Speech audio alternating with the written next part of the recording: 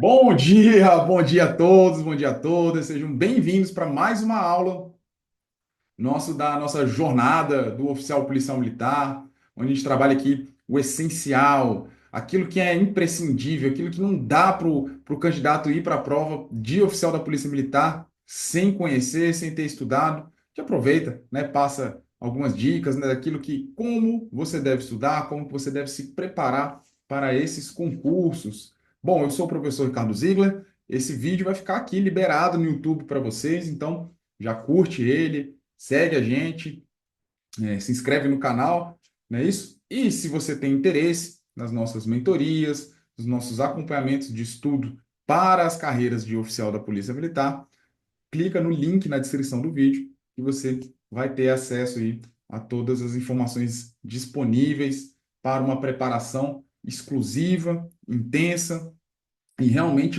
pensada para quem quer ser oficial da Polícia Militar, certo? Não é, um produto, né, uma construção que nós fizemos de, vamos repaginar aqui um curso de carreira policial e falar que é para oficial da PM. Não, você tem acesso ao nosso curso completo de discursivos voltados exclusivamente para oficial da Polícia Militar. Então, são mais de 40 aulas de questões de CFO resolvidas e também questões inovadoras com temas interdisciplinares, como nós conduzimos as nossas aulas aqui para quem já assistiu. Então, você tem um material preparado e pensado também para a carreira de oficial da Polícia Militar. Tudo isso que torna, né, o nosso trabalho bem diferenciado para essa preparação. Afinal de contas, nós só trabalhamos com preparação, com mentoria para a CFO da Polícia Militar, só para carreiras de oficial da Polícia Militar. Então, é uma dedicação que pensa somente nesse ponto. E aí fica com você, né? Geralmente, quando você está com algum problema, né? Algum problema de saúde, algum problema relacionado ao ramo da advocacia, você não vai no generalista, né? Você procura um especialista. E nós podemos falar com muita tranquilidade que nós somos especialistas em oficial da Polícia Militar, em CFOPM, beleza? Vamos lá. Então, vamos começar? O material está ali no grupo, eu vou compartilhar aqui com vocês nossa aula.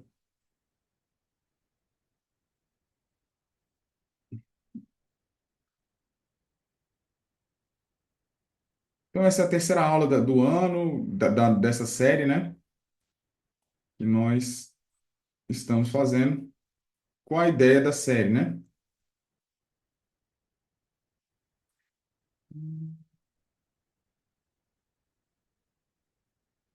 Então, é trabalhar aquelas disciplinas. Quais são as disciplinas essenciais, né, de carreira de oficial, que sempre caem em qualquer prova que exija nível superior ou direito? São essas disciplinas que estão aí no slide para você. Então, cada semana a gente trabalha um tópico dentro dessa disciplina, e aí, paulatinamente, a gente vai matando o edital, principalmente naqueles temas que são de grande relevância que a gente precisa conhecer. Hoje, a gente vai falar de processo penal, certo? Hoje a aula ficou um pouco extensa, talvez, tá, pessoal? Talvez a gente faça parte um e parte 2, certo? Dessa nossa terceira aula, porque eu ia me restringir, né, a esses temas, né, medidas securatórias, busca pessoal domiciliar, medidas cautelares diversas da prisão.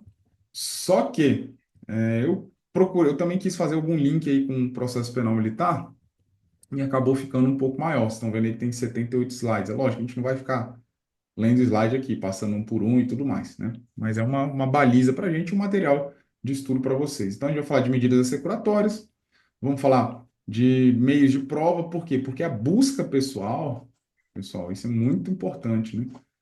E que gera uma confusão, né? Inclusive nos nossos julgadores, né? A busca pessoal e a busca domiciliar, ela é tratada como um meio de prova do Código de Processo Penal, certo? E as medidas cautelares diversas da prisão, né? A gente vai falar aí de fiança, de prisão domiciliar, um pouquinho de audiência de custódia, essas previsões do Código de Processo Penal. Esses temas, senhores, esse tema aqui, busca pessoal e busca domiciliar, com certeza é um tema muito caro para sua prova de oficial da Polícia Militar. Por que que eu digo isso? Pessoal, vocês sabem, né, que o oficial da Polícia Militar, ele é encarregado de inquérito policial militar, certo? E vocês sabem que todo crime praticado durante o serviço, a gente já viu isso na última aula, durante o serviço pelo policial militar, ele é considerado crime militar, né? Então, qualquer crime previsto, qualquer legislação praticada pelo polícia militar em serviço, ele ele é considerado crime militar, beleza? E quem vai fazer essa apuração? O oficial da Polícia Militar, o futuro cargo que vocês vão ocupar. E o que acontece, né? Muitas das vezes, né, esses crimes, né, que os policiais militares são acusados, né, que devem ser investigados, eles ocorrem em razão de uma busca domiciliar ou de uma busca pessoal. Esse é o primeiro ponto de importância, né? Segundo ponto de importância desse tema aí. Senhores, eu estimo, tá? Eu não tenho um dado preciso de todo o Brasil, mas pelo menos aqui no TJDFT, eu estimo que 85% das ações penais, elas são oriundas ou de termo circunstanciado lavrado pela Polícia Militar, ou por prisões em flagrantes realizado pela Polícia Militar, certo? O trabalho investigativo não tem tanta incidência de volume. Por quê? Porque tem menos efetivo, certo? A maior parte das ocorrências realmente são prisões flagrantes, porque prisão em flagrante até porque não demanda, vamos dizer assim, uma, uma complexidade apuratória, né, para se identificar quem foi o autor e tudo mais. Beleza? Então, isso aqui já é mais uma situação. Então, busca domiciliar e busca pessoal é um tema que está presente na realidade da Polícia Militar. Beleza? Portanto, nós precisamos dominar esse tema, ok?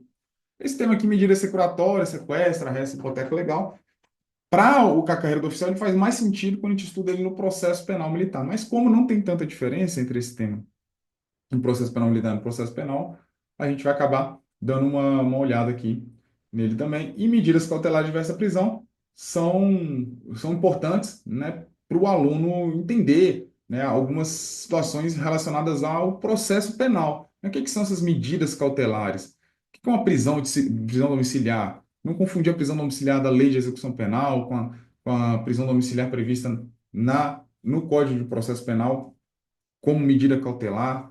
Então, medidas que ocorrem antes do trânsito em julgado da sentença condenatória. São medidas para preservar o resultado útil do processo, para garantir a instrução criminal. Então, vamos estudá-las também, né? Porque existem algumas questões que têm trabalhado esse assunto. Porque outro detalhe, né, também, e aí voltando para a realidade policial militar. Muitas das vezes, senhores, vocês vão patrulhar, vocês vão estar trabalhando nas ruas e vocês vão se deparar com sujeitos em liberdade. Em liberdade, por quê? Muita gente fala das saidinhas, né? Ah, o cara está na saída temporária, ou então ele está no regime aberto, e aí, como não temos casa do albergado no Brasil, o policial, o sujeito fica no regime aberto domiciliar, ele fica de carcereiro de si mesmo, né? Então, muitas vezes o policial militar se depara com essa situação do camarada em liberdade, embora tenha praticado uma dezena de crimes aí. E tem a situação também que o policial militar se depara com um sujeito que está na liberdade provisória.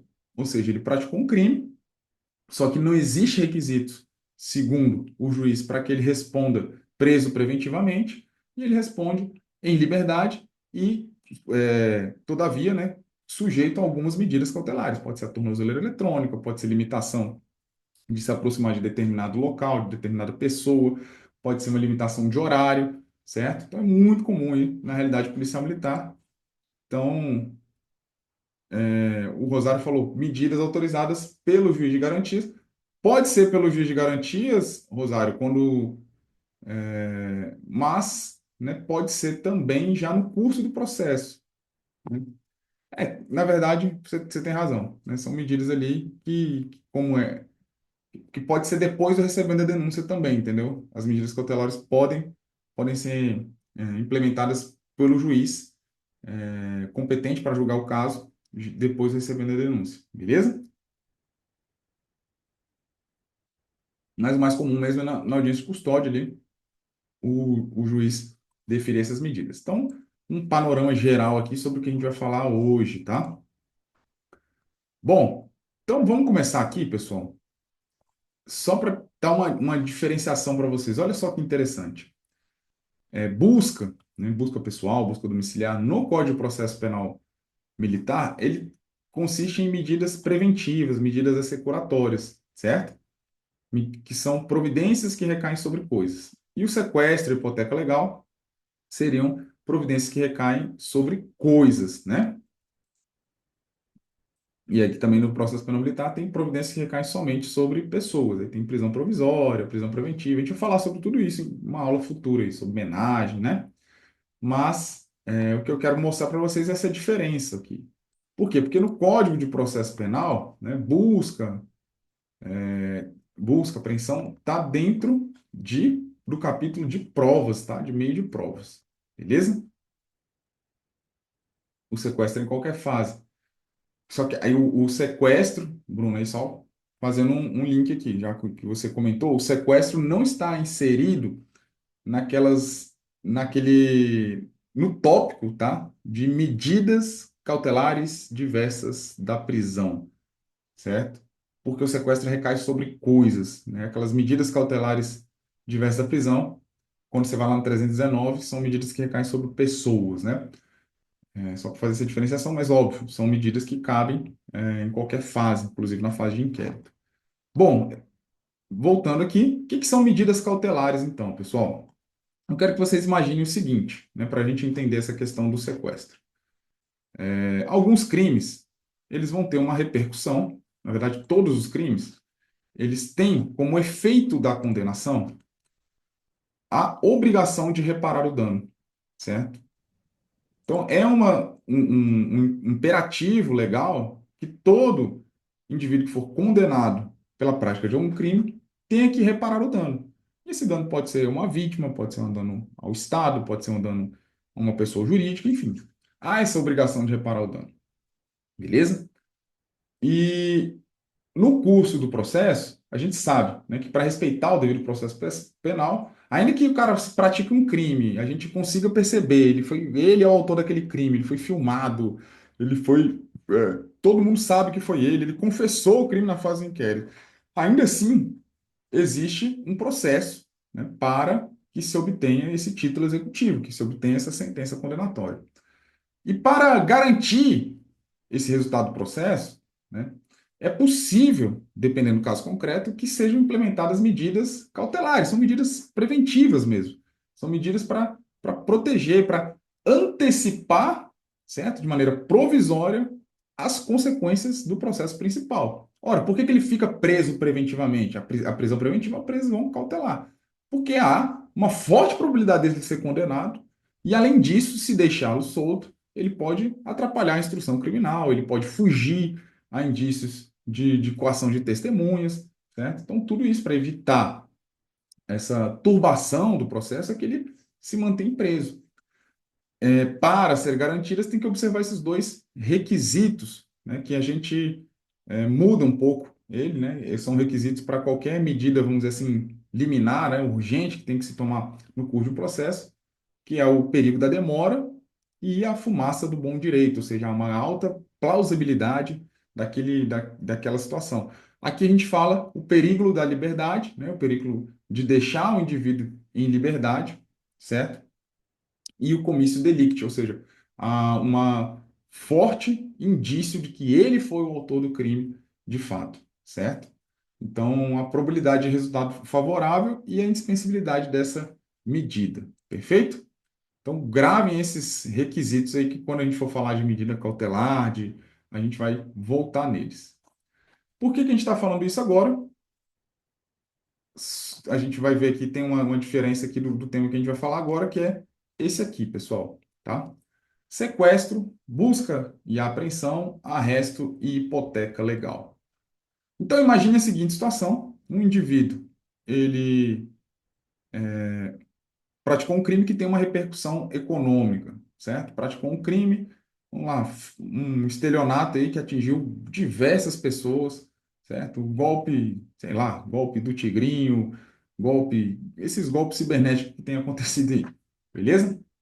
E aí, com proveito da infração, do dinheiro do crime que ele obteve, certo? Ele vai lá e compra apartamento, bota no nome de laranja, compra casa, compra carro e tudo mais. Ou seja, ele está dilapidando o patrimônio de outras pessoas e adquirindo bens, né, com esse valor obtido por crime, né, pelo crime. E há um princípio geral no direito, pessoal, que ninguém pode se beneficiar da própria torpeza, né? O camarada não pode sair incólume em relação a isso.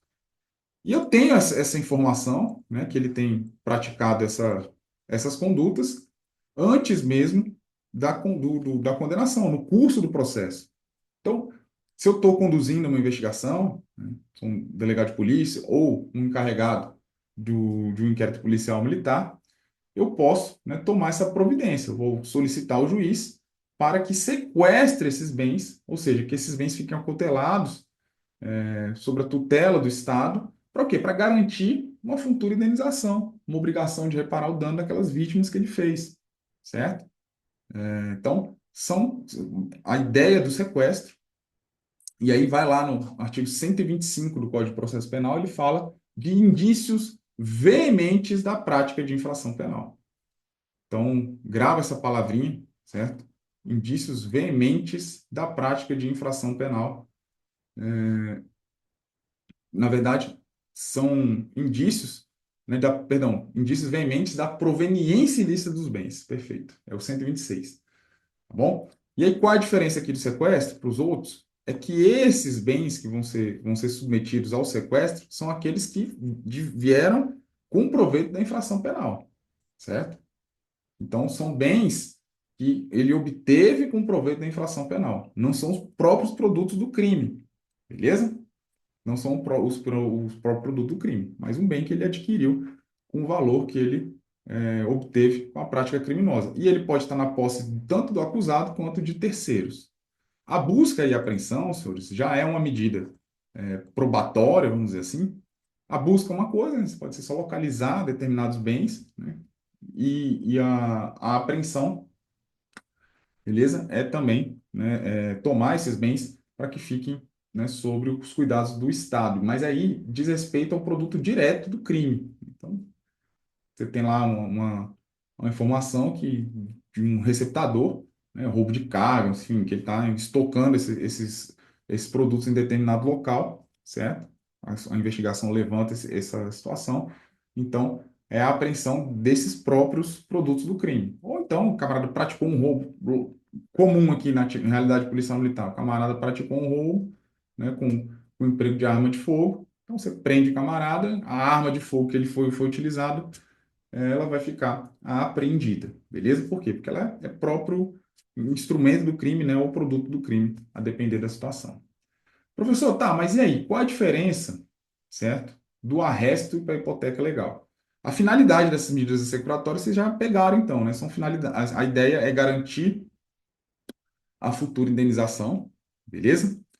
Porque um dos efeitos da condenação é a obrigação de reparar o dano, certo? E esses bens, senhores, serão confiscados, né? Esses bens serão confiscados para que garanta ali depois, né, do trânsito no julgado, esses bens são confiscados para garantir essa indenização da vítima, né, ou do Estado, conforme for o caso. Beleza? Sobre o confisco, pessoal, também, dá uma olhadinha no artigo 96A do Código Penal. É um tema relativamente atual, né? Já tem um tempinho, mas que volta e meia cai. Eu estou falando do confisco alargado. Já ouviram falar nessa expressão? Alguém já ouviu falar sobre o confisco alargado? E do que se trata? É um tema que, quando a gente estuda, né, principalmente para a Polícia Militar, essa parte, teoria da pena, a gente meio que deixa passar. É a possibilidade, senhores, quando for aplicar a sentença e determinar essa apreensão, essa, esse confisco de bens, eu não observe somente, né, aqueles bens que ele obteve com proveito da infração, certo? Mas também bens que foram obtidos legalmente. Mas com qual parâmetro que eu vou usar?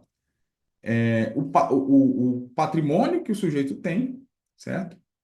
e a renda que ele tem, os valores que pressupõe que ele teria, e se você fizer um cálculo, né, entre aquilo que o patrimônio dele se apresentou com aquilo que ele alega receber mensalmente, essa diferença, certo? Eu vou partir de um pressuposto que ela foi obtida ilegalmente para os crimes com a pena superior a 6 anos, né, com pena máxima superior a 6 anos, e aí eu vou tomar esse tipo de providência, beleza? Então dá uma olhadinha sobre esse tema, né? Ele tem uma pequena relação com o que a gente está falando aqui, porque é aquela ideia, né, pessoal? O processo ele demora.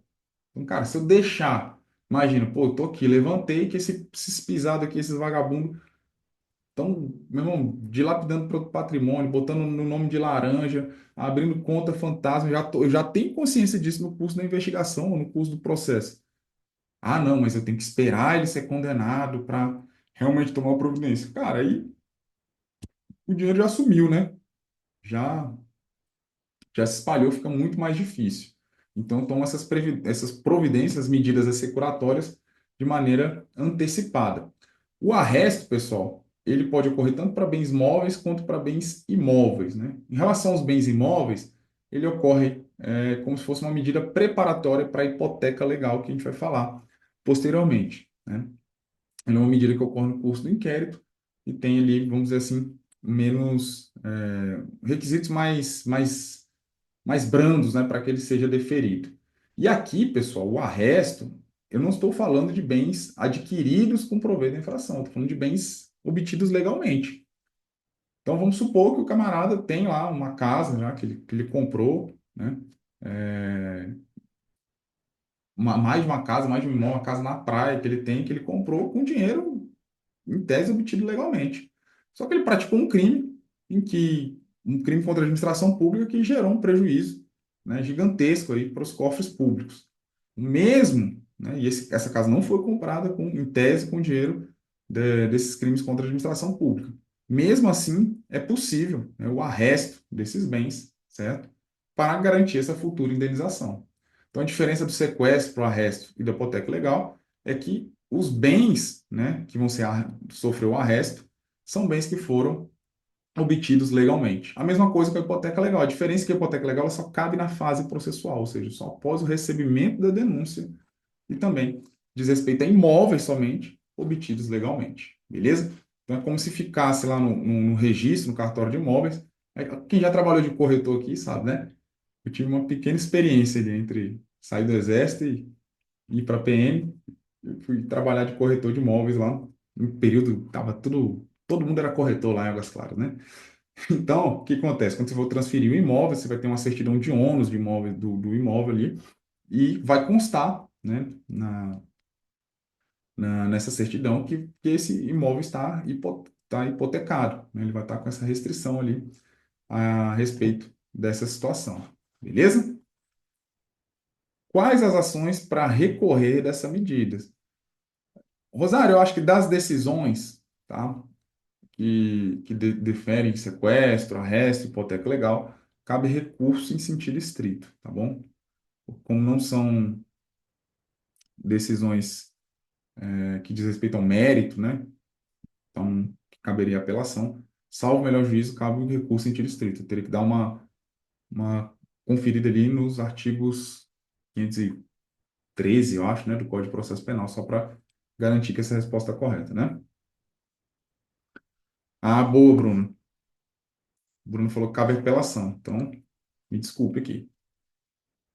Então, sobre os recursos das medidas assecuratórias,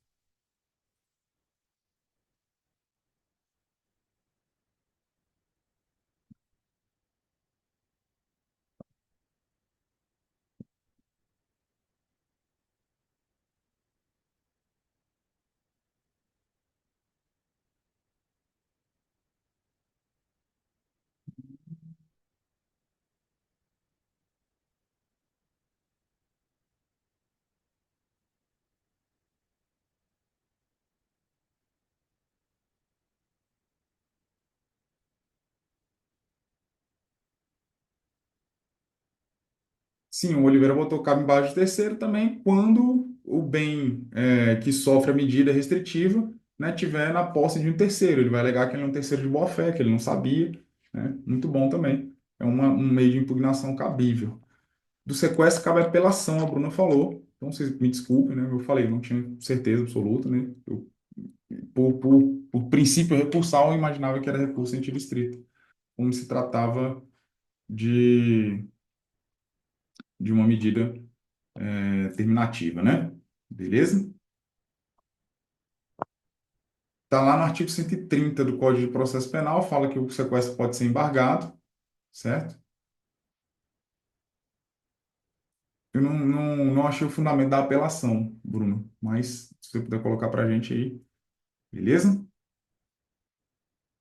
Outro tema que é interessante, pessoal, isso aqui pode para concurso de carreira policial, que pode, a gente pode dar uma olhada, é o artigo 133A, certo?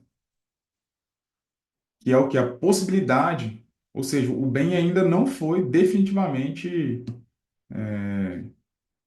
transmitido para a posse da União, né, para a propriedade da União, mas ainda nessa fase ele pode ser apreendido, né, e ser utilizado por força de segurança pública, ou pelo sistema prisional, tudo mais. Então, aqueles casos, né, que às vezes a gente vê a Polícia Civil com um carrão lá, né, tomado em alguma operação, são esses casos, né? Então, antecipadamente, né, os órgãos de segurança pública podem estar utilizando embarcação, aeronave, que sejam produtos provenientes de uma atividade ilícita. Beleza? Dá uma olhada no artigo 133A.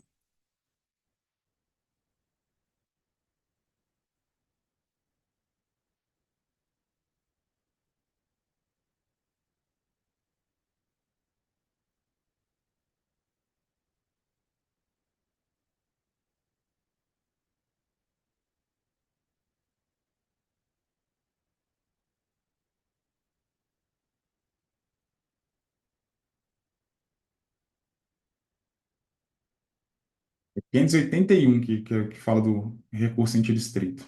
Tá bom? Deixa eu ver se tem aqui.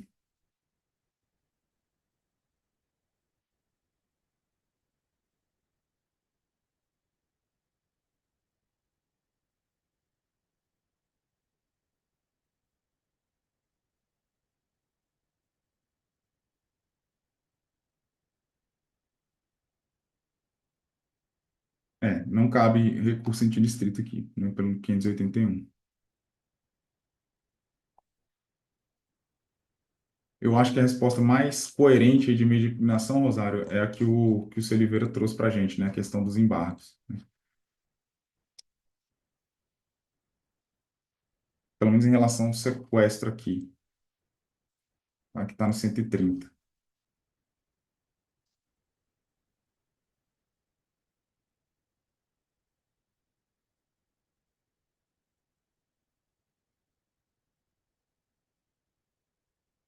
Beleza?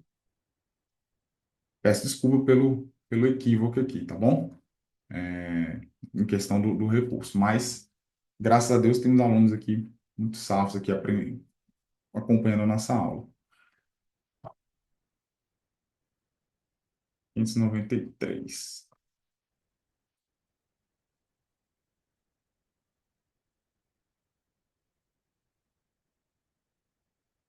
É, o 593, inciso segundo, né? Como não está no capítulo que cabe recurso em sentido estrito, né? Por isso caberia apelação, né? Por,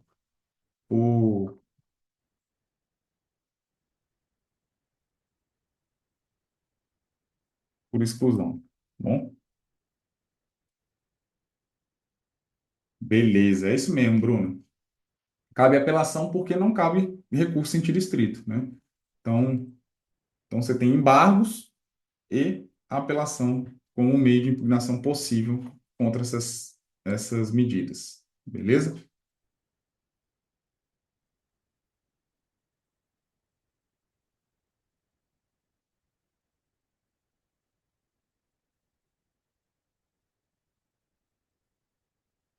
Pois bem, pessoal, vamos avançando aqui. Então, pegamos aqui a diferença entre essas quatro medidas assecuratórias, beleza? Vamos passar para o próximo tema. Aqui, questãozinha, né? Vamos ver aqui essa questão. Questão que já caiu em oficial da Polícia Militar de Santa Catarina em 2018, banca Instituto ACP. Então, vamos lá. Em relação à medida seculatória do Código de Processo Penal Militar, como falei, isso é muito semelhante do Código de Processo Penal, dispensa de mandado de busca domiciliar que não for realizada pela própria autoridade judiciária ou pela autoridade que presidir o inquérito. A revista independe de mandato quando feita na presença de testemunha civil. Os instrumentos do crime, desde que consistem em cujos por fabrico, alienação, uso, porte ou detenção constitua fato ilícito, não poderão ser restituídos enquanto interessarem no processo, mas o farão após o desinteresse. Letra D, a autoridade militar não poderá requisitar da autoridade policial civil a realização da busca. Estão sujeitos à hipoteca legal os bens imóveis acusados para satisfação do dano causado pela infração penal ao patrimônio sob administração militar. Qual o gabarito aí de vocês? Alguém já fez essa questão já? Letra E, né? Letra E é o gabarito, beleza? Está lá na previsão sobre a hipoteca legal, beleza? Sobre a hipoteca legal. Letra B não faz sentido, né? A revista independe de mandado, né? E ele fala na presença da autoridade judiciária. Se não for realizado pela própria autoridade judiciária, então depende sim de, de, de mandado de busca domiciliar. Não tem essa situação do desinteresse, né? Elas não podem ser restituídas. Esse é o erro aí da letra C. E é óbvio, né, que a autoridade militar pode requisitar, sim, da autoridade civil. Beleza? Vamos ver a outra questãozinha aqui sobre o tema. Ó, essa questão é boa. Questão de oficial. Marcos, poderoso traficante internacional, adquiriu um apartamento de 350 metros quadrados de frente para o mar, no Nordeste do Brasil, com os proveitos de sua última transação ilícita. Após alguns anos usufruindo do imóvel, Marcos foi preso em virtude de uma grande investigação da Polícia Brasileira, que deu origem a vários processos criminais. O juiz federal responsável pela ação pretende usar uma medida securatória para limitar a disponibilidade do bem. Nessa situação, cabível será? E aí, pessoal?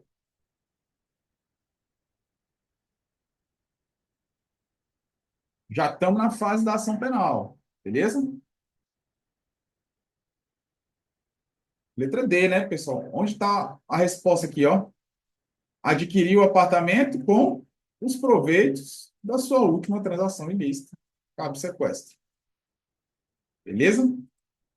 Vamos entrar agora nesse tema aqui que provavelmente vocês já se debruçaram sobre ele, né? Busca domiciliar, busca e apreensão domiciliar e busca pessoal. Olha essa questão do SESP aqui, questãozinha do ano passado, né? Ele simplesmente pegou aqui um posicionamento do STJ, os julgados do STJ, e extraiu algumas expressões dele para que a gente julgasse, né? Então, ele está lá. Letra A. É legítima a realização de busca e apreensão pessoal sem mandado judicial, amparado na fundada suspeita de que o agente esteja na posse de objetos que constituam um corpo de delito, como, por exemplo, no caso do agente dispensar algo no chão ao notar a aproximação da Polícia Militar em patrulhamento de rotina. Me parece correto. Eu não gostei muito dessa expressão, né? Apreensão pessoal. Mas, enfim, me parece correto aqui. Letra B. Durante uma abordagem policial, o nervosismo suspeito é causa suficiente para caracterizar a fundada suspeita e realização da busca pessoal? Pessoal, vou passar um bizu para vocês dessas questões, esses entendimentos recentes do STJ e também do STF. Se falar por si só, cara, já considera a questão errada, tá? Então, nervosismo por si só, não. A fuga do sujeito por si só autoriza o ingresso em domicílio? Não. Mas autoriza uma busca pessoal? Aí sim, tá bom? Vamos lá. É lícita a realização de busca pessoal, praticada como rotina do policiamento extensivo, com finalidade preventiva e motivação exploratória? Não. Né? Isso aí foi o limite que o STJ colocou nessa decisão. Senhores, esse tema vocês têm que saber muito bem, cara. É o dia a dia do policial militar. Ele pode estar presente em questão, também uma questão discursiva. Ok? Letra D. Durante uma abordagem policial realizada sem que tenha havido uma divulgação prévia e fundada suspeita que justifique a abordagem, a descoberta causal de objetos ilícitos é capaz de convalidar uma eventual ilegalidade. Né? Segundo o STJ, não. Né?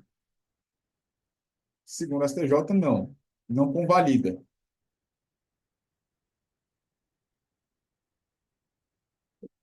Acabei apagando aqui o negócio, né? Por fim, a busca pessoal pode ser realizada apenas com base em denúncia anônima também, o por si só, o apenas. Tá? Então vamos lá, pessoal. Antes da gente entrar nesse tema aqui, eu quero que vocês façam algumas considerações aí sobre a busca pessoal para enriquecer a, a, o entendimento de vocês sobre esse assunto, tá? A busca pessoal no Código de Processo Penal, ela consiste em um meio de prova, certo? Ela aparece no Código de Processo Penal como um instituto, uma ação que as polícias realizariam após a prática de um crime, beleza? Só que a realidade brasileira, né, a busca pessoal, ela não é realizada somente, né, com a finalidade de obter uma prova. Ou seja, ela não é só realizada a partir de uma fundada suspeita. Por que eu estou falando isso? Porque dentro do poder de polícia administrativo, você tem a possibilidade, observando a razoabilidade, né, a necessidade e a proporcionalidade da medida, de você realizar uma busca pessoal preventiva. Então, é com base nesse entendimento que todas as polícias militares não se preocupavam tanto em fundamentar, vamos dizer assim, as razões de ter realizado uma busca pessoal. Ou, eventualmente, quando se encontrava um objeto ilícito, né, aduzia-se que tinha feito a busca pessoal por uma fundada suspeita e estava tudo bem. Até o ano de 2022, quando veio essa decisão do STJ, de onde o examinador extraiu esse texto. Beleza?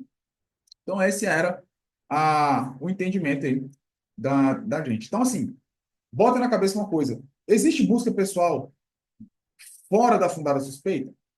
Existe, certo? Existe. Por exemplo, o camarada vai entrar no estádio, vai entrar num grande evento.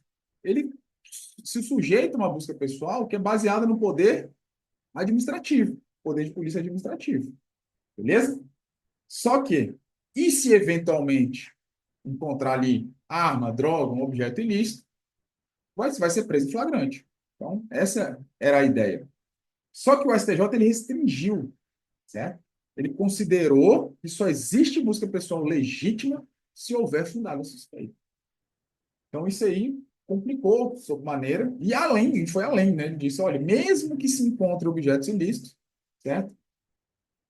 Essa prova vai ser considerada ilícita, porque não foi baseada na fundada suspeita.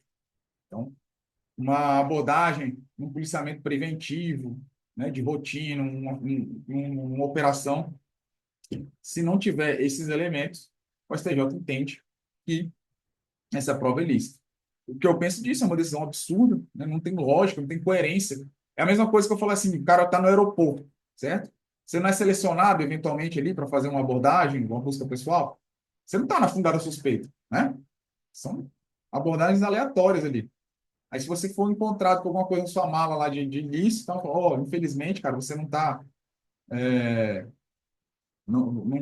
na fundada suspeita, então não é ilícito, né, a conduta. Então, a prova é ilícita. Não faz sentido nenhum essa decisão, né? Ela foi motivada por outros fatores, né? A gente vai falar aqui, era evitar uma busca exploratória, né, um fishing expedition, ou seja, aquela pesca probatória. Vamos ter vários fatores e também uma conotação, né, segundo o ministro esquete de proteção às pessoas mais vulneráveis que sofrem, né, de uma discriminação na posição do ministro, pelas mãos, pela atuação policial militar, certo? Mas, enfim, a gente não concorda com essa decisão, mas temos que estudá-la, tem que dominar esse assunto para a nossa prova. O STJ considera válido o tirocínio policial, professor? Não. Tá? Não pode fundamentar uma busca pessoal com base no tirocínio policial. O que é o tirocínio policial? É a habilidade que o policial desenvolve ao longo da carreira de conseguir perceber comportamentos que outras pessoas não conseguem perceber. Na verdade, não é que não considere inválido o concurseiro, é que por si só, né, o tirocínio não é válido. Agora, se além, certo? Além do tirocínio, existem outros elementos que levaram o policial a tomar aquela decisão. Então, tem um precedente muito interessante. O policial, durante uma entrevista, né, numa abordagem veicular, percebe que o dono do veículo está passando informações contraditórias, está com rubefacendo a face, está ficando vermelho, nervoso, e aí, com base no tirocínio, na base da experiência policial, ele consegue perceber que pode ter alguma coisa de errado ali naquele veículo, e acaba achando arma, droga e tudo mais, e aí considerou válido. Mas não foi só o tirocínio, entende? Então, não pode, a prova não será considerada lista, certo? Fundamentada somente no tirocínio. Portela pergunta, é muito complicado? Não, cara, tem que utilizar as expressões que, assim, a gente foi acostumado, Portela, ao longo dos anos, falando, não, estava infundada suspeita. Então, a gente não se preocupava em descrever essa fundada suspeita. Mas, hoje em dia, é só você descrever com precisão, né, o comportamento do sujeito que teve ao avistar ou se incomodar com a presença policial. Então, não é complicado. Só um pouquinho mais chato, tá bom? Beleza? Então, gravem isso aí. Né? Busca pessoal agora é uma atividade probatória, tá? Somente, segundo o STF, segundo o STJ, somente probatória. Beleza? Então, vamos botar aqui no nosso slide que eu preparei aqui algumas coisas para a gente estudar, certo? Então, primeiro vamos definir, vamos diferenciar o que é fonte de prova, meio de prova e meio de obtenção de prova. Então, as fontes de prova são de onde você consegue a prova, de onde emana essa prova. Né? Então, pode ser fontes reais, né? Documentos, objetos que foram apreendidos, ou pode ser pessoal. Então, o ofendido, o perito, o acusado, a testemunha. Beleza? Então, independente da existência do processo, existe, né, essas fontes. Beleza? Então, eu trouxe um exemplo aqui. Aconteceu um crime dentro de uma sala de aula. As pessoas que presenciaram o delito são fontes de prova. Quando a gente introduz ela, o depoimento dessas pessoas no processo, a gente chama isso de meio de prova. Lembrando que prova, certo? É um conceito que nós entendemos válido no processo, certo? Quando obtido no curso do inquérito, a não ser com algumas exceções, a gente vai chamar de elementos de informação. Conseguiram a ideia da fonte aí? Então, a fonte é da onde se emana, né? Da onde se consegue as provas, pode ser pessoais ou podem ser reais. Beleza? Os meios de prova, então, são os instrumentos nos quais essas fontes são introduzidas. Então, uma pessoa que presenciou um crime é uma fonte de prova. O seu depoimento é uma prova, é um meio de prova, é a prova testemunhal. Beleza? Então, os meios de provas eles só existem dentro dos processos, dentro do processo. Esse meio de prova pode ser lícito ou pode ser ilícito. Beleza? E o que é meio de obtenção de prova? Certo? Então, são procedimentos, na maioria das vezes ocorrem fora do processo, são procedimentos geralmente policiais, beleza? Para, para que se obtenha aquela fonte de prova, né? Para que ela possa ser introduzida no nosso processo, no nosso processo, beleza? Então, o objetivo dela é conseguir as provas. Qual a diferença para meio de prova, né? No meio de prova, você vai ter a observância do contraditório. Então, a testemunha presta um depoimento, um objeto apreendido, é possível a outra parte contraditar. Não, esse objeto aqui não foi obtido com meio de proveito da infração. Não, essa testemunha está mentindo, eu tenho outra que conta outra versão dos fatos. certo? Os meios de obtenção de prova, eles não têm essa característica, certo? Não há essa participação ali da outra parte na sua produção, beleza? E tem esses conceitos de provas ilícitas, né? Então, olha só que interessante, né? Quando a gente pega uma decisão judicial que afasta, que você, né, na nossa cabeça, a gente, cara, mas como assim, cara? Beleza. O cara foi pego com 10 quilos de droga na moto, balança de precisão e dinheiro fracionado, e aí ele foi absolvido, né? Porque a prova foi considerada ilícita, porque a busca pessoal não observou a fundada suspeita. É óbvio, né, que causa realmente uma ojeriza na gente, né? Uma decisão, né, na nossa visão, né, sustento mais uma vez, muito ruim, né, tecnicamente. Mas, se ele de fato considerou a prova ilícita, qual é a consequência da prova ilícita? É o desentranhamento, não é isso? É o desentranhamento do processo. Está aqui no artigo 157. Ela não é admissível. E se ela foi a única prova, né, que foi capaz de condenar o sujeito, eu não posso manter essa condenação. Entende? Uma consequência lógica processual, mas não lógica do ponto de vista material. Beleza? Então é por isso que essas pessoas, né, estão sendo aí absolvidas, porque a prova é considerada ilícita. Beleza?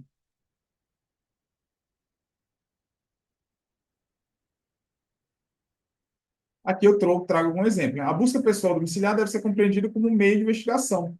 Na verdade, né, pessoal, a busca pessoal domiciliar, elas são meio de investigação, mas ela está no CPP como meio de prova. Por que eu falo isso? Porque o objetivo não é a obtenção de elemento de prova, mas de fontes materiais de prova. Outros meios de obtenção de prova, interceptação telefônica, é, infiltração de agentes, ação controlada. Alguma parte da doutrina fala que a delação premiada também pode funcionar como um meio de obtenção de prova. Beleza? Então, elas são produzidas sem a prévia comunicação à parte contrária. Ah, então não tem contraditório? Tem. É o que a gente chama de contraditório diferido. Ele vai ser exercido após essa prova ser inserida no processo. Beleza? Então, a busca será domiciliar o pessoal. Cuidado com essa expressão aqui, tá? Para busca pessoal, exige-se uma fundada suspeita. Perfeito? E para uma busca domiciliar, exige-se uma fundadas razões. Ok? Você tem busca domiciliar que ocorre por uma determinação judicial, ou seja, o juiz determina, é feito um requerimento, uma representação para essa busca, e há uma busca domiciliar que ocorre em razão de uma situação flagrancial também, certo? Mas tem que o quê? Demonstrar fundadas razões em ambos os casos. Vocês já ouviram falar em standard probatório? Esse conceito?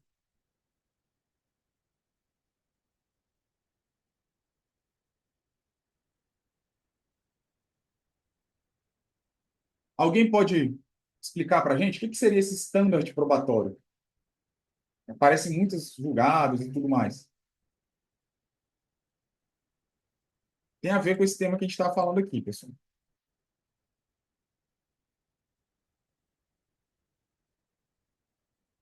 É como se fosse, pessoal, imagine o seguinte: já viram aquelas competições de salto em altura? O camarada vem com a vara e salto com vara, né? Aí tem aquela barrinha, né? No salto em altura também tem, né? Que a gente chama de sarrafo, né? É o sarrafo. Então, ele vai ter que pular aquele sarrafo, tem que ultrapassar aquele sarrafo. O estande probatório é como se fossem esses sarrafos, né? Para determinadas medidas, o sarrafo é mais embaixo. Eu não exijo tantos requisitos, eu não exijo tantos elementos para que aquela prova seja considerada válida, certo? Mas, algumas situações eu vou exigir um pouco mais. Qual é o parâmetro que eu uso? Quanto mais, vamos dizer assim, aviltante, quanto mais adentrar na restrição de direitos fundamentais, maior é esse standard probatório. Maior seriam os requisitos, mas maiores são as exigências para que seja considerada válida essa prova. Conseguiram compreender essa analogia? Então, o standard probatório é isso, é como se fosse esses padrões para considerar válida determinada prova. Então, para uma busca pessoal, não existe somente um fundado suspeito, certo? Então, uma descrição singela da situação ali, ela já é autorizada. Mas para uma busca domiciliar, é exigido um pouco mais, fundadas razões, o sarrafo é um pouco maior, certo? Para eu obter dados, né, que provenientes de um celular, certo? Conversas que foram armazenadas naquele celular, eu preciso de um sarrafo um pouco maior. Eu vou entrar na privacidade do sujeito. Para ter uma interceptação telefônica, um sarrafo maior ainda, né? Ou seja, eu não posso sequer obter a prova por outros meios, somente por aquele. E aí vai subindo. Poxa, para uma infiltração de agentes. Vocês entendem? Entenderam agora a ideia? Não sei se alguém já tinha explicado assim para vocês, mas e é um conceito interessante que aparece na prova. Então, quando aparece essa palavra em inglês, vocês já sabem do que ele está falando. Bom? Durante o dia é possível a busca domiciliar para cumprir uma determinação judicial, tá, pessoal? À noite não é possível. Mas pode entrar na casa durante a noite? Pode. Uma situação de flagrante, desastre ou prestar socorro. Ok? Para cumprir determinação judicial, vamos observar aquele prazo lá que está previsto na lei de abuso de autoridade, né? Porque aqui, pessoal, na lei de abuso de autoridade, é uma vedação absoluta, tá? A cumprimento de mandado judicial, de busca e apreensão, depois das 9 ou antes das 5. Ah, mas tem fundadas razões para cumprir. Não, cara. Nesse caso aqui, de cumprimento de determinação judicial, tem que observar esse horário. Beleza?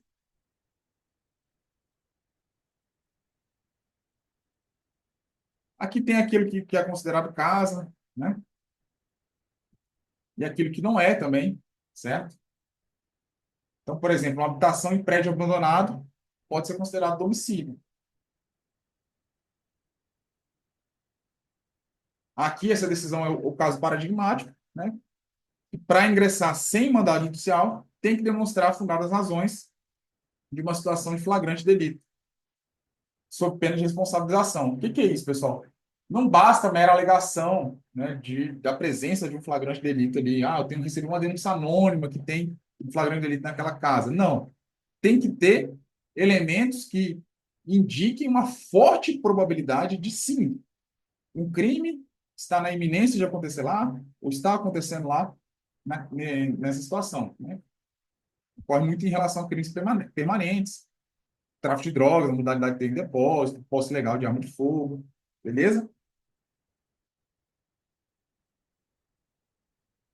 Veículo não é considerado casa, exceto, né, a habitação do indivíduo. Então, uma boleia do caminhão, que o caminhoneiro mora lá, né, um trailer, aquele motorhome, barcos, né, vão ser considerados casa, e aí tem que observar, né, a reserva de jurisdição para o ingresso fora das hipóteses flagrantes, tá, pessoal? Isso é interessante aqui, cara. Tem uma ocorrência de um colega meu, ele estava patrulhando, aí viu no posto de gasolina, passando ali, já viram a viatura do patrulhamento tático passando devagarinho, ganhando tudo que está acontecendo, o que está acontecendo dentro dos carros, estão passando. Aí ele falou que viu o caminhoneiro pegando a arma que estava em cima do. Na hora que ele viu a viatura, ele pegou a arma que estava em cima e guardando, né? Aí ele foi, bora, desce, mão na cabeça e tal. O cara, não, peraí, isso aqui é minha casa, não é assim não, não sei o quê. Bora, meu irmão, desce. Enfim, foi convencido a descer, né? E prendeu ele em flagrante lá pelo porte legal de arma de fogo, né? Ela ficou naquela, né? Se ia ficar na posse ou no porte, né? Acabou ficando na posse porque realmente era a boleia do caminhão. Só que o delegado foi perquirir ele. Não, mas veja bem, cara, o boleto do caminhão é casa, né? Você tem que teria que observar a cláusula de jurisdição. Tá? Eu falei, não, mas eu vi, eu tinha fundadas razões para agir ali, estava em flagrante, eu tinha certeza que ele estava armado. Então, fundamentou aí dessa forma ali. Nesse caso, pelo menos aqui no TJ, DF, ele foi mantida a condenação. Então, tem essa questão. Não quer dizer que não pode entrar na boleia do caminhão, pessoal. Não pode entrar se não tiver fundadas razões, certo? Realmente, tem cláusula de reserva de jurisdição. Bom? E a busca pessoal, como a gente falou, né? Basta a fundada suspeita, certo? E aí, os doutrinadores, eles trazem que ó, não é uma simples projeção, uma conjectura, né? Tem que ser algo concreto.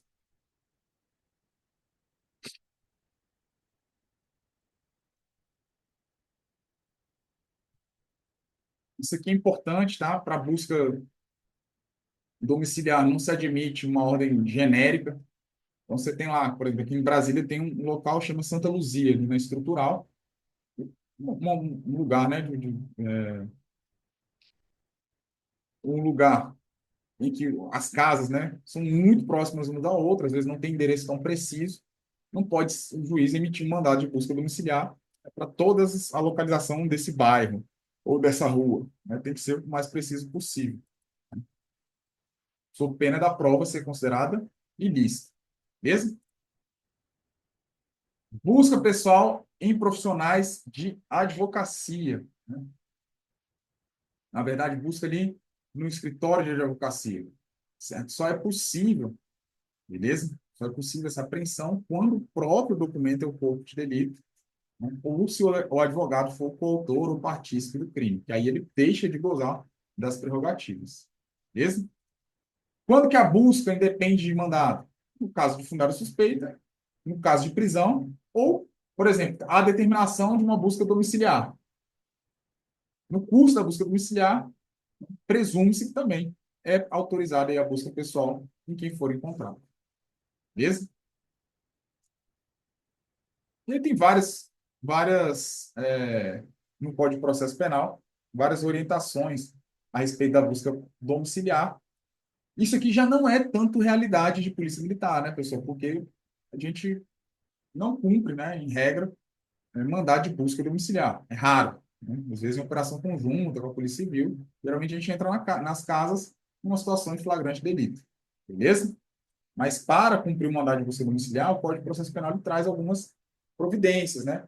Então, informa o sujeito, se ele desobedecer, certo? E não abrir a porta, é arrombada a porta e entrada forçada. Deve ser intimado alguém para assistir a diligência, certo? Que vai assinar como testemunha, né? Exige duas testemunhas presenciais, mas presta atenção, isso aqui é na busca domiciliar como meio de prova em razão de uma ordem judicial. Não é aquela busca domiciliar que a gente realiza na situação de flagrante, ok? E, pessoal, se durante a busca domiciliar, certo, foi encontrado ali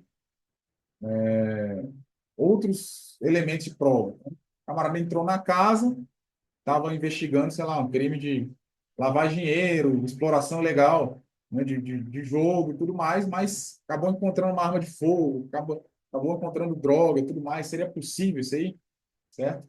Então, o STJ entende que é possível, né, o que a gente chama de serendipidade, né, encontro fortuito de provas, desde que não haja um desvio de finalidade na execução das diligências.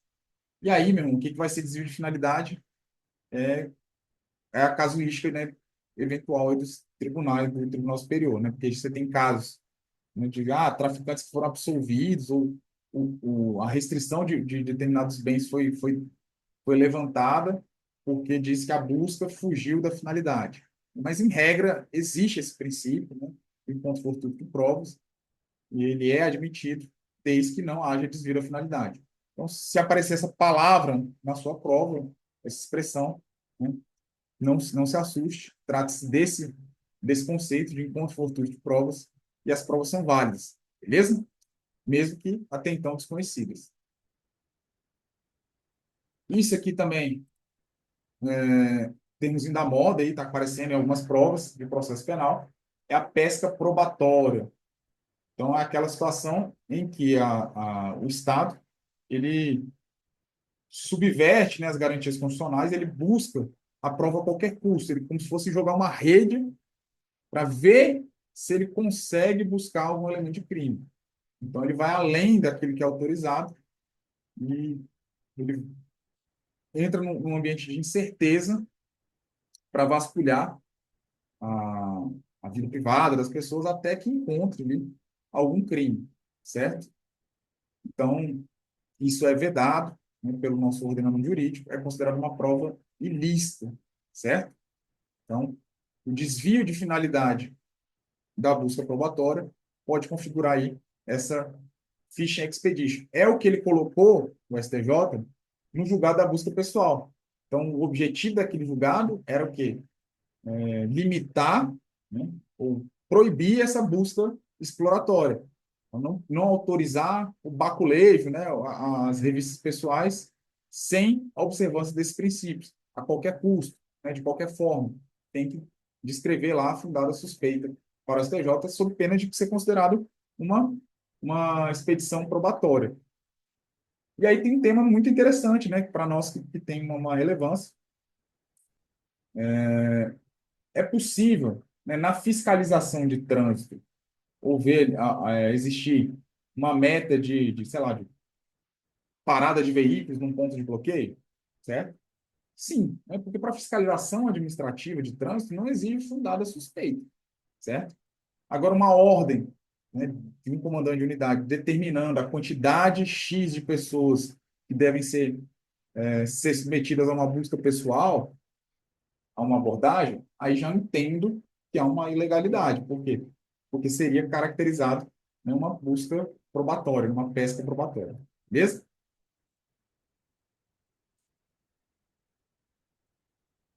Hum, isso aqui também, né, cai que é uma beleza, né? É possível busca pessoal em mulher? É possível, né?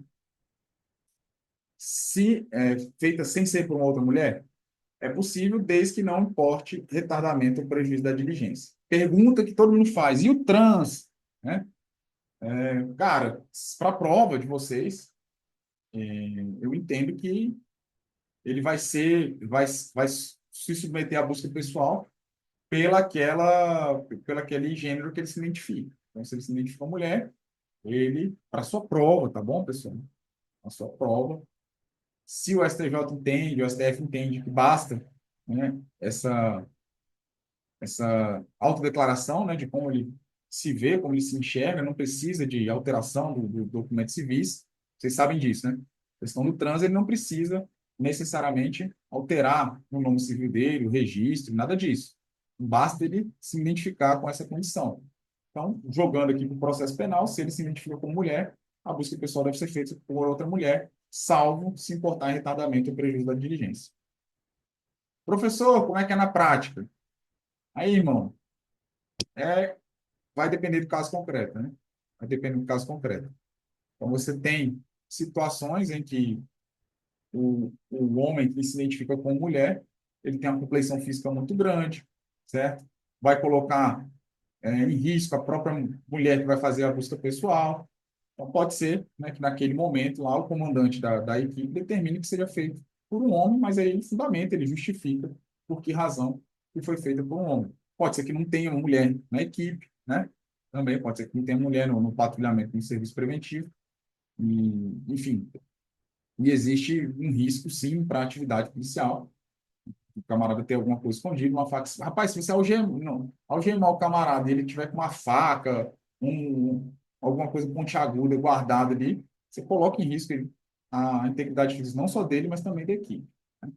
Então, enfim, mas isso é só curiosidade, para vocês importa que vai cair na prova. Então, o raciocínio lógico, né, sobre isso é, olha, se o STF entende que para o gênero ele não precisa de nenhuma comprovação, de documento, nem nada, a busca pessoal também não vai exigir.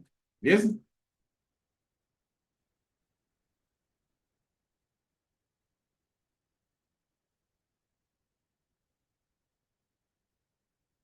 Então, busca e apreensão, né, falando de busca e apreensão, é uma medida acautelatória, certo?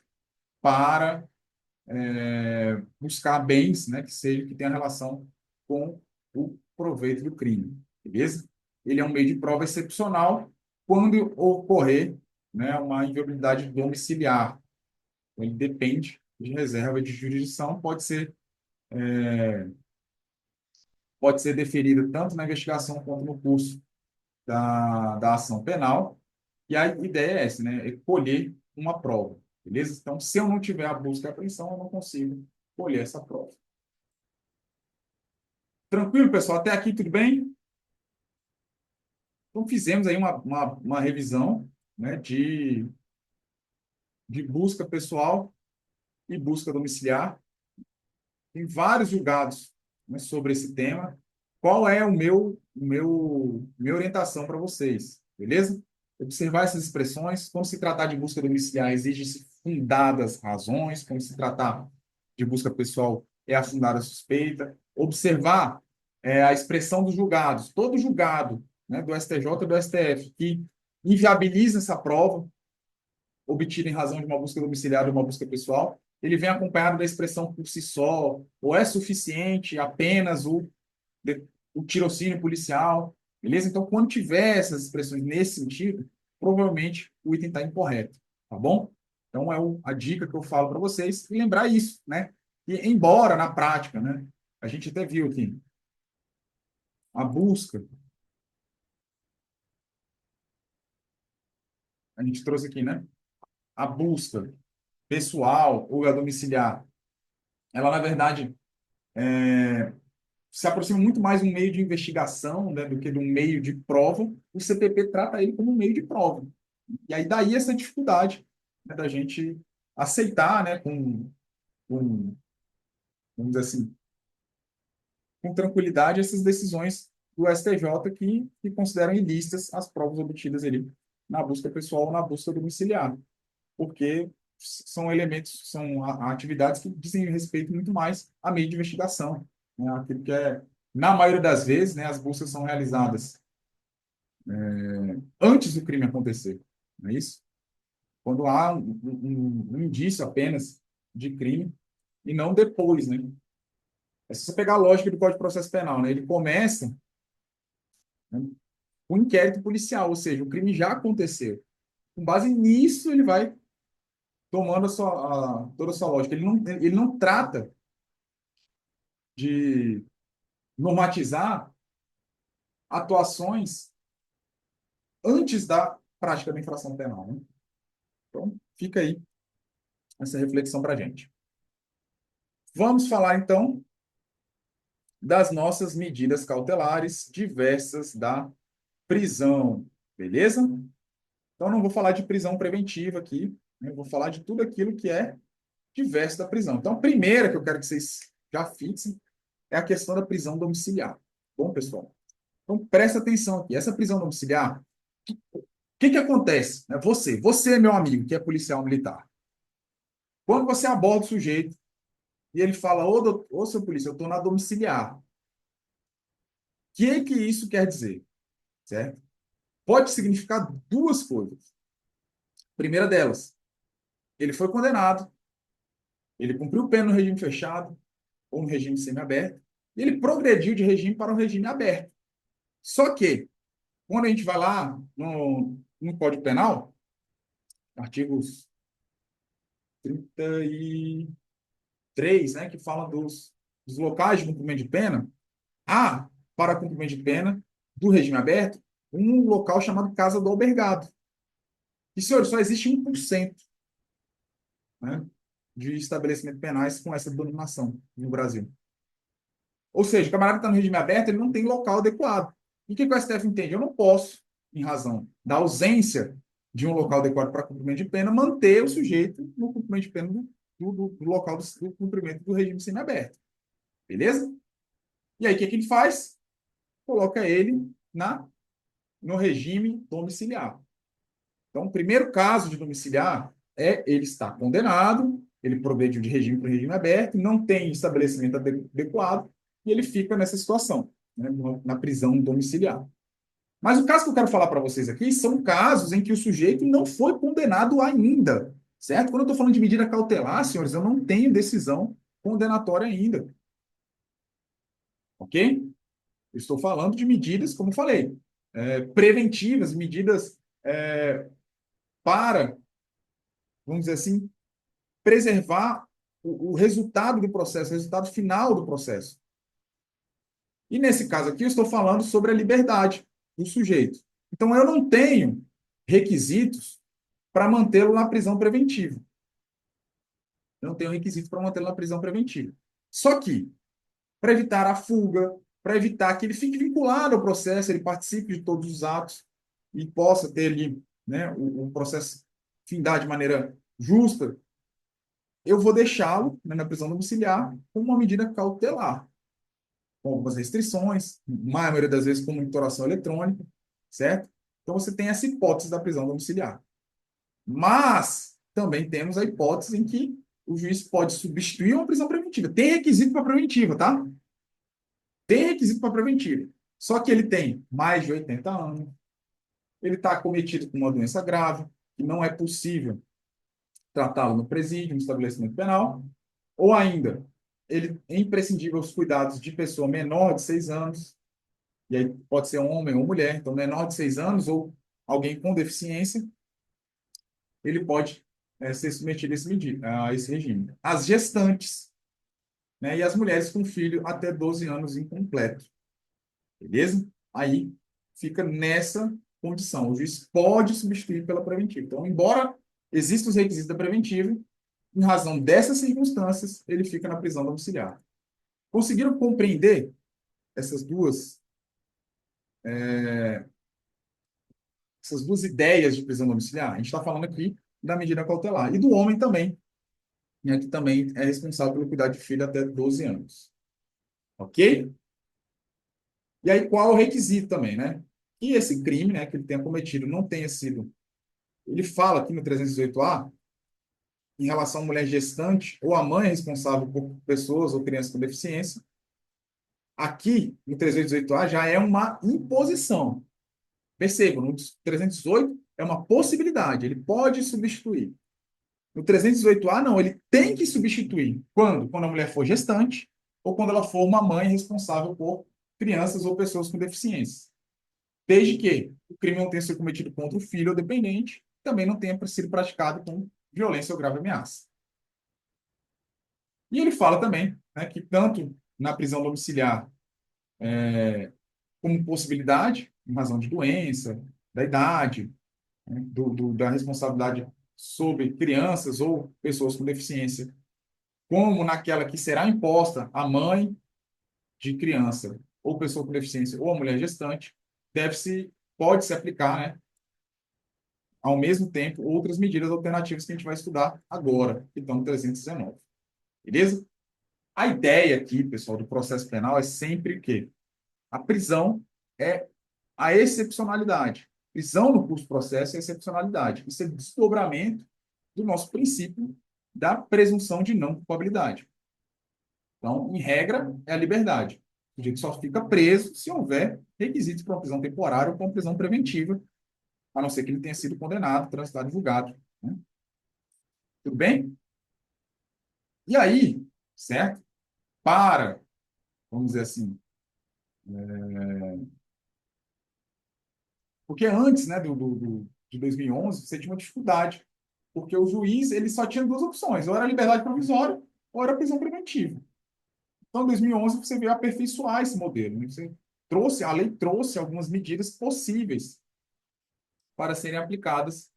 E aí, o juiz vai analisar a necessidade, né, dessas medidas para a investigação, para a instrução criminal, certo? Para evitar a reiteração delitiva também, e também para adequar a gravidade do crime e as circunstâncias pessoais do acusado.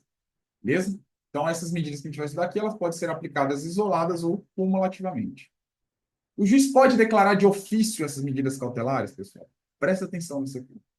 Por força do sistema acusatório, pessoal, o juiz não pode declarar de ofício essas medidas cautelares. Mas, professor, a gente acabou de estudar sequestro, não foi? Vai lá no artigo 125 lá, do Código de Processo Penal.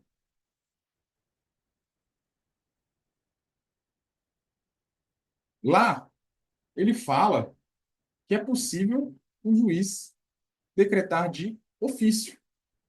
Inclusive, a questão que a gente fez ali, né, o, o artigo 127, né? A questão que a gente fez, inclusive, é esse caso, né? O juiz estava pensando em quais medidas ele poderia tomar para acautelar os bens obtidos com proveito da infração. E ele, então, em tese, declararia de ofício. Então, cuidado, tá, pessoal? Na prática, eu imagino que o juiz não tome essa providência de ofício. Ele sempre aguarda a representação da autoridade policial ou requerimento do Ministério Público, né? Mas se cair a letra de lei, tá? Quando se fala de medidas assecuratórias, aquelas que recaem sobre bens, a lei fala, o Código de Processo Penal fala expressamente da possibilidade do juiz, de ofício, certo? Ordenar o sequestro. Pior, ainda que antes de oferecida a denúncia. Mas a lógica do nosso sistema acusatório é que isso não seria possível. Quanto mais antes do recebimento da denúncia. Bom, então tome cuidado com isso aqui. Já na parte das medidas cautelares, que é o que está aí na tela para vocês, exige-se o requerimento do Ministério Público, certo? Ou a representação da autoridade policial. Beleza?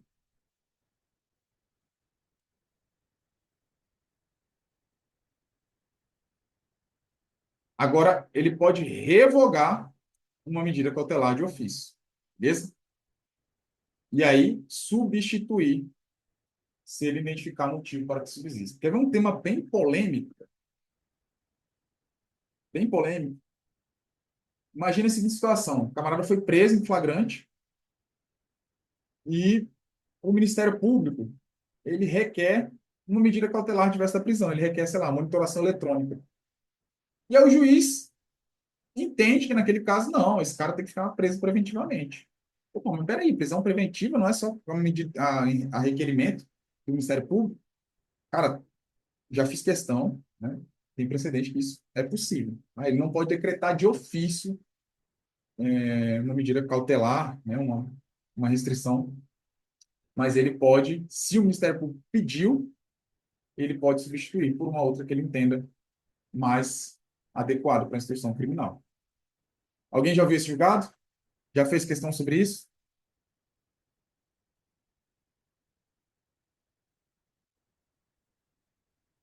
Vocês estão aí, pessoal? Alô? É isso aí, pessoal. Beleza. É muito louco isso, né, cara? Começa a dar aula aqui sozinho e tal, tá falando um tempão e ninguém responde. Mas tá certo, vocês estão concentrados, né, Bruno? Beleza. Bom, e aí vamos ver quais são essas medidas, lembrando que essas medidas, elas são cabíveis quando a prisão preventiva ela só vai ser cabível quando não couber alguma dessas medidas cautelares.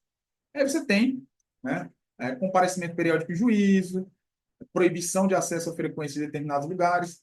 Você vai, presta atenção, você vai abordar o sujeito que está lá, né, está na liberdade provisória. Se você entrar no PJS, você vai ver lá, o camarada está respondendo por roubo, né, roubo com arma branca e está aqui dizendo que ele não pode se aproximar de determinados lugares. Foi preso por tráfico, está na provisória, não pode ficar em lugares e pessoas que cometam que consumam bebida alcoólica ou ponto reconhecidamente de tráfico. Tá? E aí onde você vai abordar ele? Na biqueira, né? Enfim, é muito curioso, né, essas medidas cautelares. Né? Proibir manter contato com determinada pessoa, recolhimento noturno, né? Sempre tem lá, né, na medida cautelar, 10 horas tem que estar em casa, tá bom? Tá bom, seu juiz, pode deixar, que eu vou ficar 10 horas em casa, né? Beleza? Olha só que interessante, a internação provisória, né, naquele caso de crimes praticados por inimputável, semi-imputável, é uma medida cautelar diversa da prisão. Então, não é prisão preventiva, né? Beleza? Mas ela é a mais, vamos dizer assim, restritiva da liberdade. E temos a fiança, né, pessoal? A fiança e, por fim, a monitoração eletrônica. Antes da gente falar da fiança, monitoração eletrônica, você já sabe, é a tornozeleirinha ali que bota no camarada, tá bom? Antes de eu falar da fiança, eu pergunto, né? Esse rol de medidas cautelares aqui, é um rol taxativo ou exemplificativo? O juiz pode impor uma medida é, diferente dessas previstas no artigo 319? O que vocês acham? O que vocês responderiam na prova?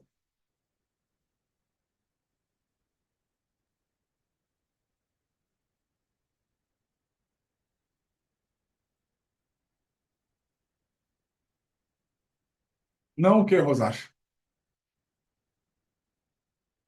É taxativo ou exemplificativo?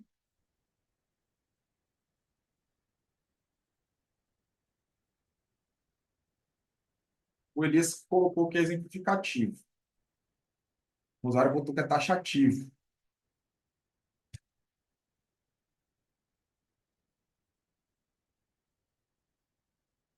Giovana também acha que é taxativo. Perfeito, pessoal. Isso é uma discussão, tá, na doutrina, na jurisprudência, sobre essa possibilidade. Eu não estou lembrando de questões recentes sobre esse tema, certo? Não estou lembrando de questões recentes sobre esse tema. Mas, né, para a prova, eu iria mais na ideia do taxativo, tá? Eu iria mais para mais próximo da ideia do taxativo, certo? Como diz respeito a uma restrição da liberdade do sujeito, o juiz, embora, né, eu já tenha visto julgado, sim, do juiz colocando, né, uma outra medida semelhante, né, uma que seja adequada para o caso concreto. Beleza? Então, assim, mas o mais prudente para a prova é que seja taxativo. Lógico, se for uma questão de múltipla escolha, vamos ver como é que o examinador vai cobrar, né? Se ele falar assim, olha, é possível a aplicação de uma medida cautelar adversa da prisão, desde que o juiz, entendendo, né, as peculiaridades do caso concreto, impõe uma medida diferente da prevista no 319, aí você sabe aquela questão que tem cara de precedente, né? Tem cara de texto julgado, mas sim, a regra geral é que seja taxativo. O juiz não pode criar, inovar, né? Senão ele estaria legislando, né? Estaria criando uma nova medida. Beleza? Vamos falar da fiança um pouquinho, que a gente termina com uma medida cautelar que tem bastante relevância para a prova aí. Bom, pessoal, vamos lá. Primeiro, cabe fiança em crimes militares? O que vocês acham? Não, né? Não tem. Militar gosta de dinheiro? Não, não gosta. Militar faz as coisas por amor à farda, né? Por amor à profissão. Então não tem essa de fazer por dinheiro. É isso? Estou brincando. Estou falando a verdade, brincando. Mas é só para vocês decorarem, cara. Nada que envolva dinheiro e tudo mais, você vai ter no Código Penal militar. Pena de multa, prestação pecuniária, fiança, tá? Beleza? Não e sim. Ah, Bruna, não e sim. É isso aí, essa é a resposta. Pessoal, o que que é fiança, tá? É uma medida cautelar, certo? Todas essas medidas cautelares que a gente viu, elas presumem que o sujeito vai ficar na liberdade provisória, ou seja, ele não tem requisitos suficientes para impor a prisão preventiva, ou seja, não tem aqueles requisitos previstos lá no artigo 312, 313 do Código de Processo Penal, ele vai ficar em liberdade, só que com um carrapato desse aqui, né, com uma medida cautelar dessa, certo? Ele fica na liberdade provisória em razão disso. A fiança é uma das medidas cautelares que consiste no pagamento em dinheiro de determinado valor, certo?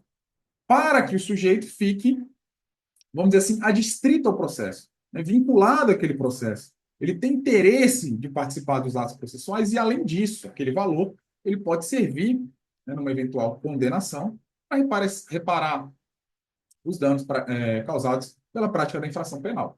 Beleza?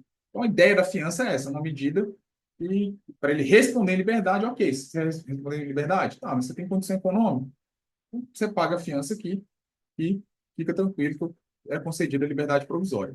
Quando é um crime que não ultrapassa 4 anos, que a pena máxima não ultrapassa 4 anos, o delegado, o próprio delegado de polícia, ele pode conceder a fiança, certo?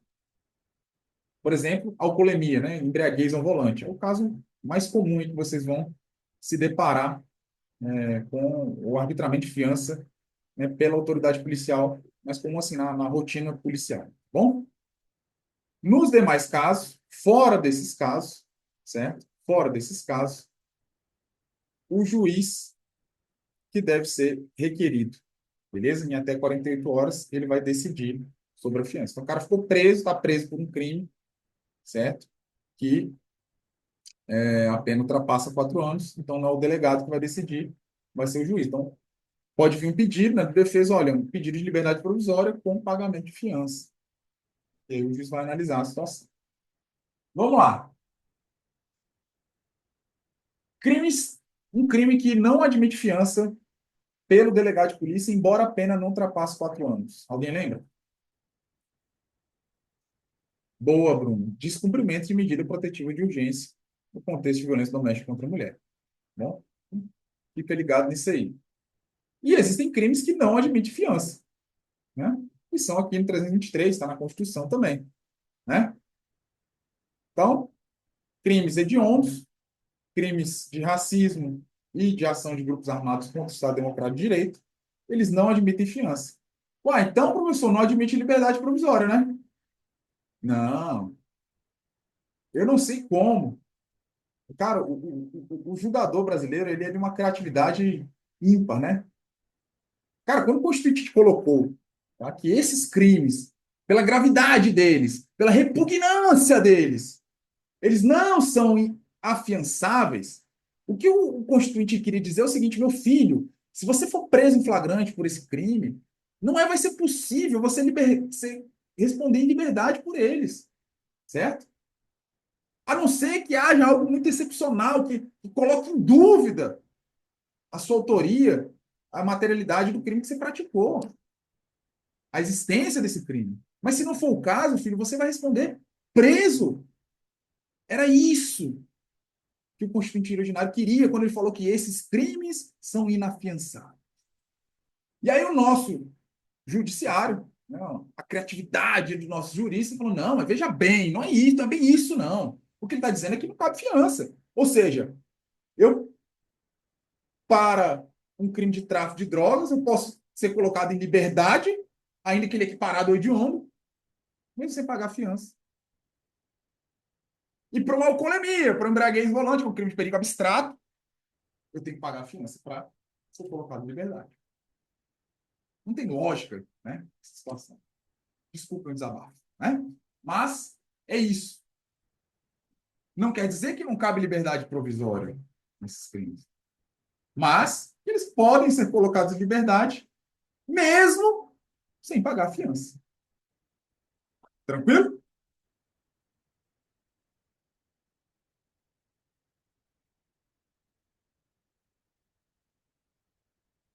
É isso.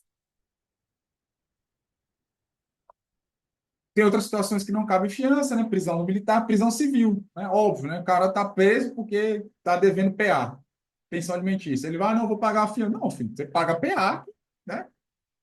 E quando houver motivos para prisão preventiva. Ora, claro, né? A prisão preventiva não cabe, são institutos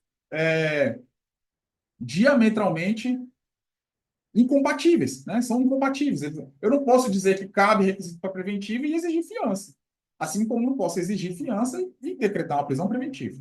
Vocês concordam com isso?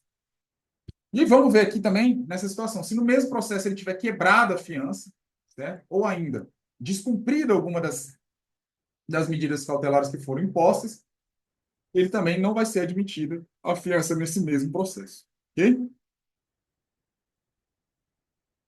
O valor da fiança para aquela que o delegado vai arbitrar de 1 a 100 salários mínimos, para quando o crime for maior de 10 a 200. É fixo esse valor? Não. Dependendo do caso concreto, né, pode ser aumentada até 1.000 vezes, né, ou reduzida até em 2 terços. Se o sujeito não tem condições econômicas, pode ser dispensada a fiança. Beleza? Olha só, presta atenção nisso aqui, cara. 326 cabe. Quando for analisar o valor da fiança, a natureza da infração, as condições pessoais de fortuna e da vida pregressa do acusado. E circunstâncias indicativas de sua periculosidade. Isso aqui já caiu. Sabe onde caiu? Eu acho, cara. Prova do delegado Polícia Civil de Santa Catarina no ano passado.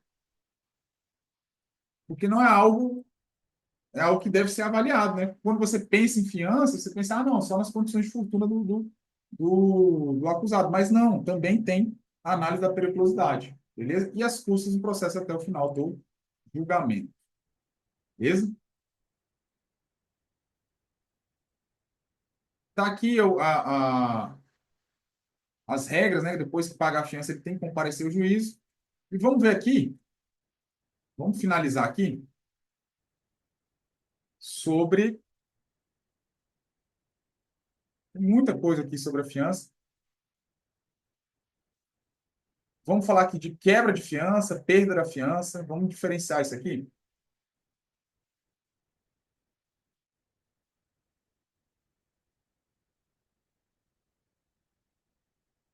Ó, o que é a quebra da fiança? É quando o indivíduo teve o benefício da fiança, né? Só que ele descumpre. Ele quebra a confiança, né? Fiança vem desse nome. Ele quebra a confiança, certo? Ele descumpre alguma das medidas cautelares, ele deixa de comparecer ao juiz, certo? Então, o que vai acontecer no quebra da fiança? Ele perde metade do valor da fiança e também não pode ser concedido uma nova fiança, ok? Se ele praticar um novo crime, certo? E quanto que ele perde a fiança, pessoal? Se ele não se apresentar para o cumprimento da pena, ele perde o valor total da fiança, ok? Ele perde o valor total da fiança.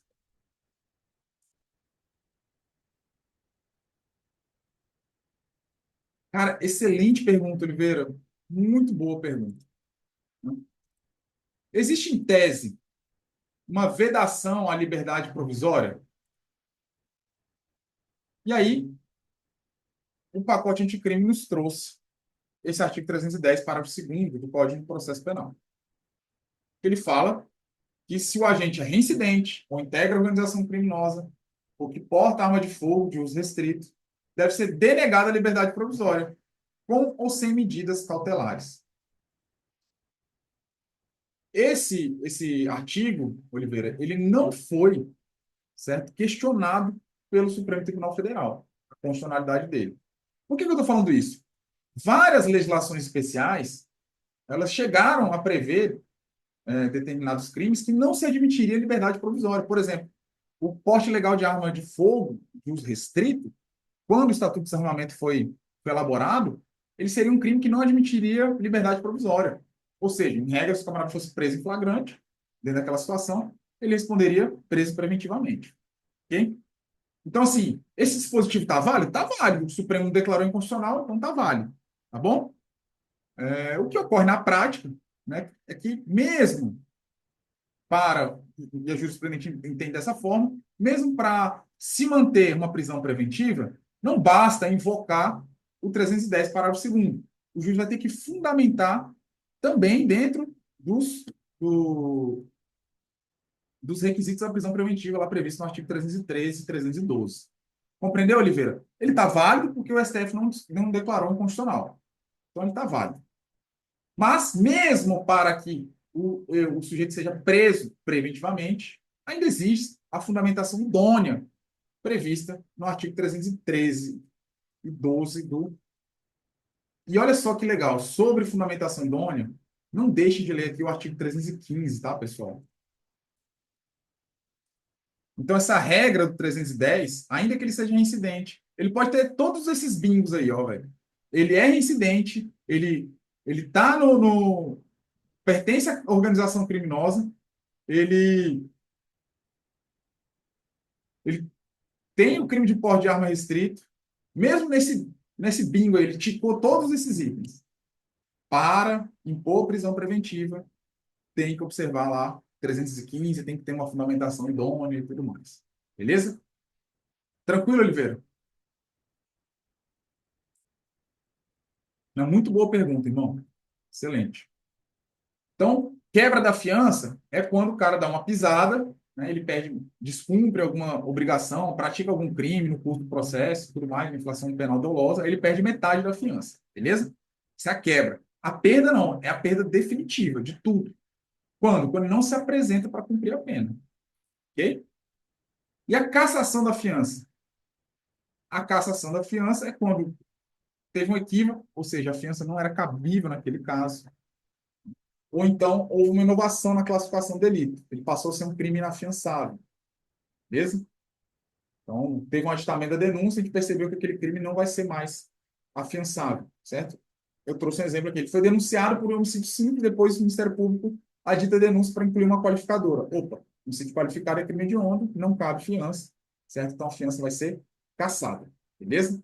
Quem caça a fiança é somente o juiz, beleza? Então, vai ser devolvida a fiança e vai ser decretada outras medidas cautelares ou até mesmo a prisão preventiva. Saf? Meus amigos, meus irmãos e irmãs, essa foi a nossa aula de hoje, tá? Caramba, 2 horinhas de aula, né? Eu até ia pensar em quebrar a aula aqui, mas, enfim, a gente foi seguindo. Vocês estavam concentrados, prestando atenção, né, me respondendo. Então, foi isso, né? Foi isso que eu quis trazer para vocês nessa terceira aula da nossa jornada do oficial da Polícia Militar, com esse foco, né? Preparar vocês da melhor forma possível, com conteúdo de qualidade, com conteúdo que vai agregar valor na sua preparação, no seu conhecimento e nas suas revisões. Tranquilo?